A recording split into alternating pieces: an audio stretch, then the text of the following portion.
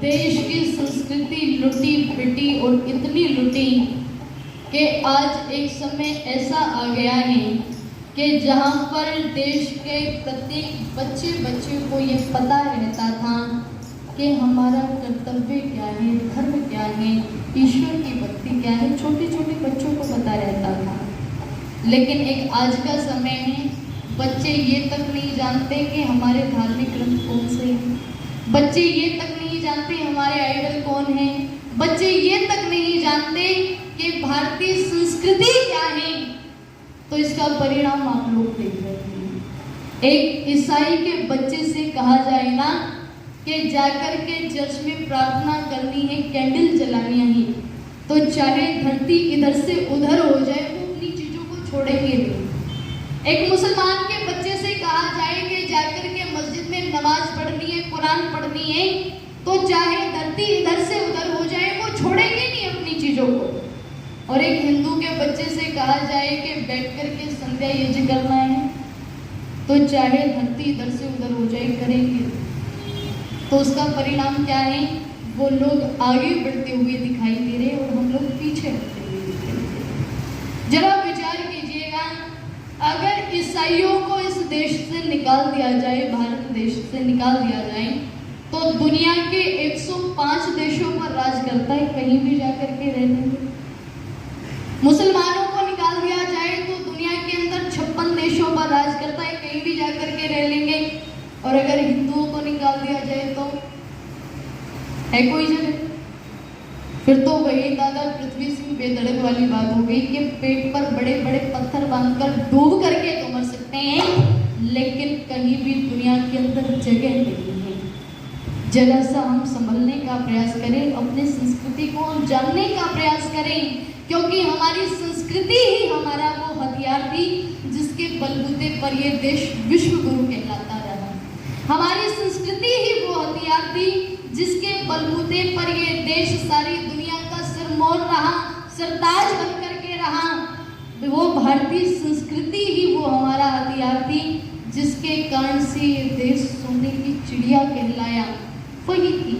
लेकिन हमने अपनी संस्कृति से तटस्थ होना जैसे ही शुरू कर दिया तो इतने बिगाड़ आए, इतना पतन हुआ कि पतन होते होते इतना पतन हो गया कि ये देश हजारों वर्ष तक गुलाम रहा, हजारों वर्ष तक गुलाम रहा। क्यों? क्योंकि अपनी संस्कृति को हम लोगों ने छोड़ दिया। कभी पढ़ करके देखिएगा हमारी भारतीय महान संस्कृति क्या थी। नेताजी सुभाष चंद्र बोस जी एक बार रंगून की सड़क के चौराहे पर उपदेश कर रहे थे। एक रंगून के व्यक्ति ने उनसे पूछा कि Netaji what is Indian culture, भारतीय संस्कृति क्या है? तो नेताजी सुभाष चंद्र बोस जी बड़े जोश से उत्तर देते हुए कहते हैं कि भारत के प्रत्येक व्यक्ति में, प्रत्येक बच्चे में ये भावना भरी हुई है क्या, कि money is lost, nothing is lost, and if health is lost, something is lost, but if character is lost, everything is lost. ये हमारी भारतीय महान संस्कृति थी। यानी यदि हमसे हमारा धन चला गया तो यूँ समझिए कुछ भी नहीं गया, क्योंकि जीवन रहा तो हम धन और भी कमा सकते हैं। और यदि हमसे हमारा स्वास्थ्य चला गया तो यूँ समझिए कुछ चला गया, क्योंकि वो कहते हैं ना कि पहला सुख निरोगी काया।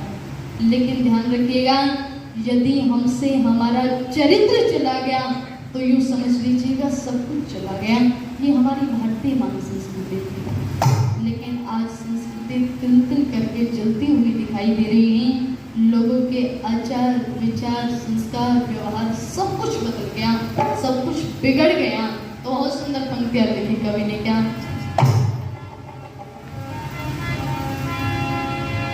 कि क्या गजब आसार बनते जाए रे, क्या गजब आसार बनते जाए रे, क्या गजब आसार बनते जाए रे, कैसे ये नर नार बनते जा रहे, कैसे ये नर नार बनते जा रहे, क्या गजब आसार बनते जा रहे, क्या गजब आसार बनते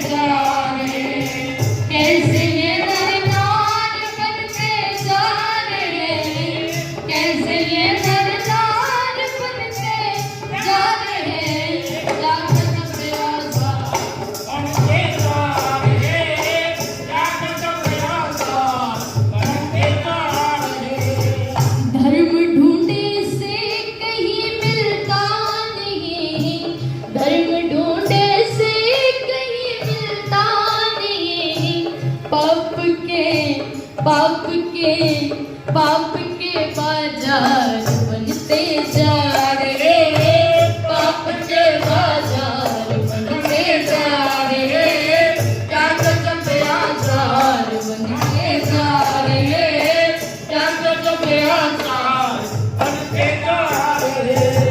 सींच कर गुलशन खिलाए गुल कभी, सींच कर गुलशन खिलाए गुल कभी, आज वो गुलकार बनते जा रहे, आज वो गुलकार बनते जा रहे, क्या गजब आजार बनते जा रहे, क्या गजब आजार बनते जा रहे।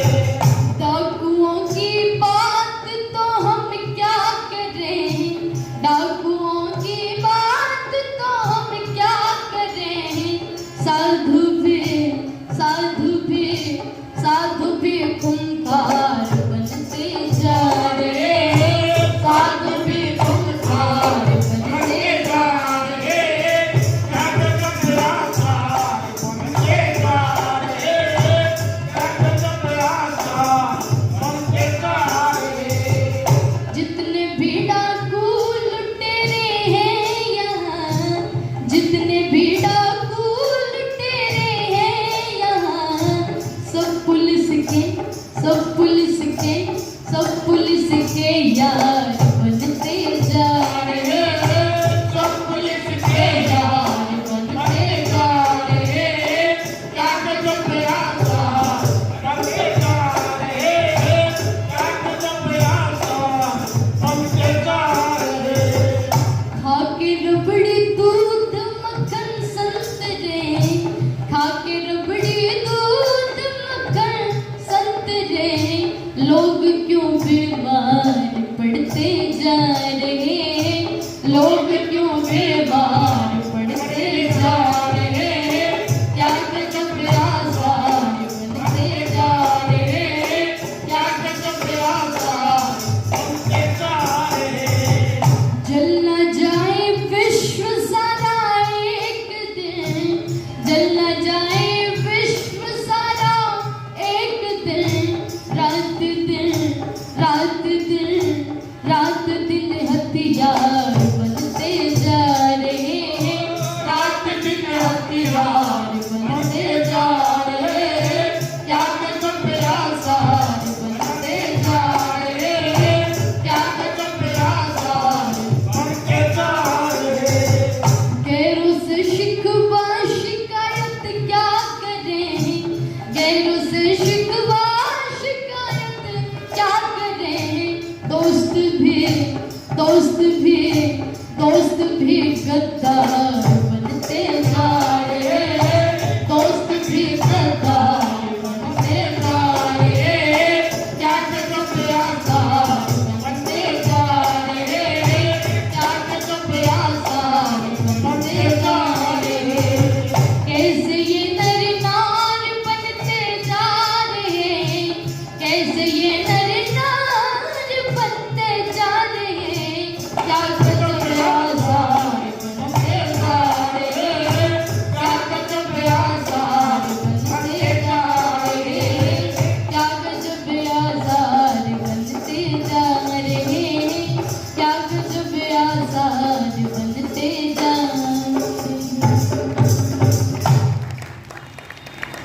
हम लोग राम राज की कल्पना करते हैं, हम लोग चाहते हैं कि देश के अंदर सुराज आ जाए, अच्छा राज आ जाए, राम राज आ जाए, लेकिन ऐसे माहौल में राम राज की कल्पना की भी जा सकती है।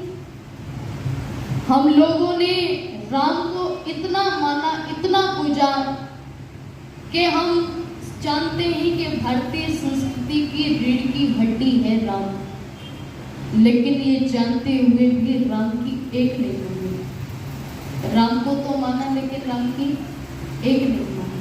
अच्छा, आप विचार करके देखिए, राम के देश में जो राम पिता के इतने बड़े भक्त थे कि पिता की एक जुबान पर 14 वर्ष का वनवास स्वीकार कर लिया, कहाँ तो वो राम और कहाँ आज के राम हैं कि अगर पिता एक गिलास पानी मांग लेना तो ये 70 गालियां सुनाते हैं।